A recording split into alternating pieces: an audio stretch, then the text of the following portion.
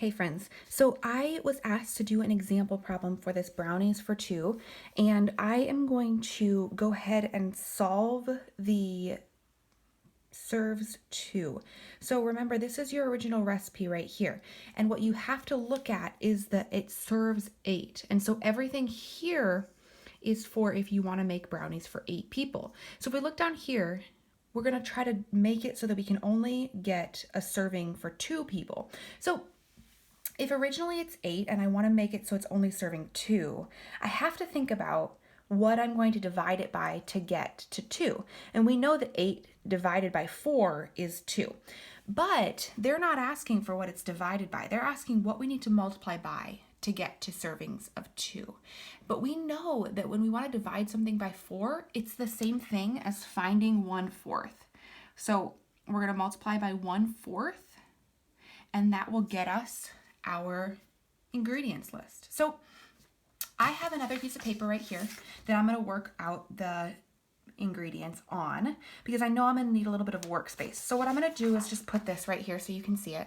Here are our ingredients. So I'm going to start with the flour. I have 2 cups of flour, and I'm going to multiply that by 1/4. Now remember, when you're multiplying a fraction by a whole number, it's easiest to make it so that they're both fractions. We know that 2/1 is the same thing as 2, and then we're just multiplying it by 1/4. Now, if you have watched the lesson from this week, or if you remember it from when we were in class together, you know that to multiply, you just need to multiply across. So 2 times 1 is 2, 1 times 4 is 4, and then we always want to simplify. So 2/4 is the same thing as 1/2. We started off with 2 cups of flour. For this recipe, we're just going to use 1/2 of a cup of flour. And so I'll fill that in right here. 1/2, and then always put your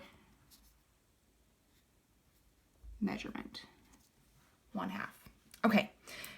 1.5 cups of sugar. Now, remember that when I have 1.5 in a fraction, when I multiply by another fraction, I want to make this mixed number into an improper fraction so it's easier to solve. So 1.5, well, remember, to make it into an improper fraction, we're going to multiply the denominator, how many pieces there are, by how many wholes we have. So 2 times 1 is 2, and then we add that 2 to my numerator. 2 plus 1 is 3, so 3/2. 1.5 becomes 3/2. We're still multiplying by 1/4. And then again, we just multiply across. 3 times 1 is 3.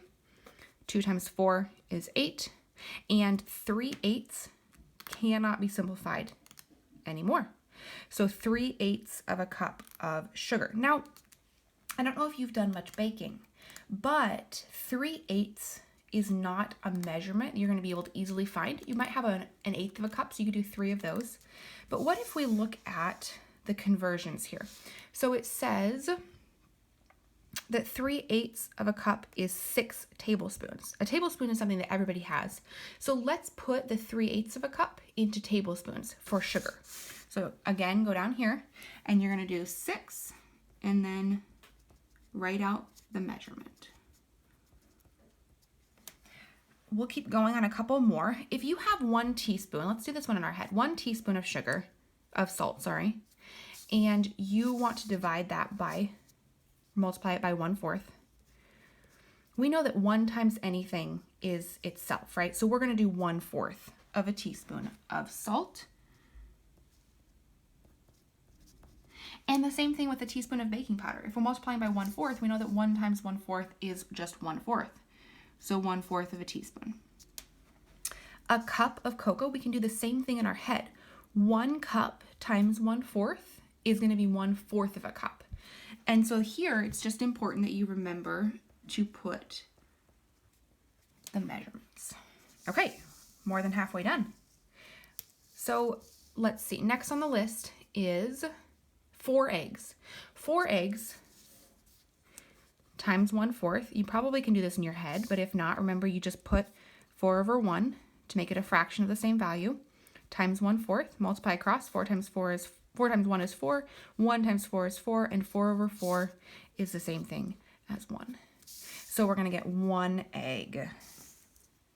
1 egg. we'll finish it off. Here's a couple more interesting ones. 1/2 cup of melted butter. So 1/2 times 1/4, multiply them all by 1/4. We just multiply across. 1 times 1 is 1, 2 times 4 is 8, and so we get 1/8 of a cup. You can leave it in 1/8 of a cup, or you can look at your conversions, and we see that 1/8 of a cup is the same thing as 2 tablespoons. So I'm going to write it in tablespoons. That was melted butter, so 2 tablespoons. Looking to oil next, they want us to use 3/4 of a cup of oil. So 3/4 times 1/4. 3 times 1 is 3. 4 times 4 is 16. There is no factor that 3 and 16 have in common. And if we look at the conversions, they don't have 3/16 here. Let's think about what we can do, though, is we know that if this is 3/16 of a cup, 1 cup is 16 tablespoons. So if 1 cup is 16 tablespoons, then we can think of 1 cup as equaling 16 out of 16 tablespoons. If we have 3/16 of a cup, then we just need to take 3 of the 16 tablespoons. And so we find that 3/16 of a cup actually equals 3 tablespoons. And that's what I'm going to write.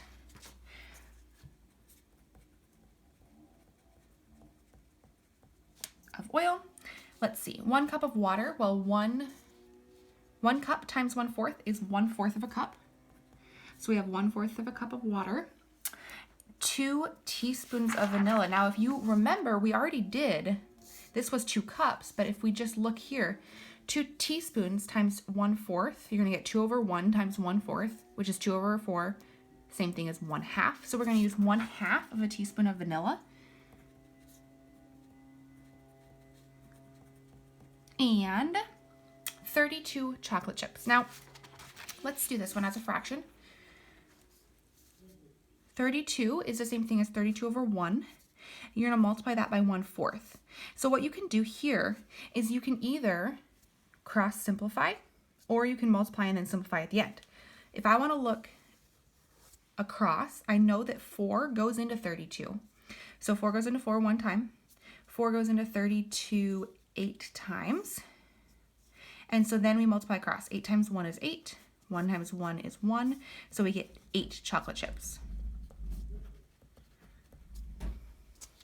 Now the last thing you have to do after you fill out all the ingredients, oops, I don't need to write that, 8 chocolate chips, is just to say that if we multiply by 1/4, we are going to get 1/4 of the original recipe.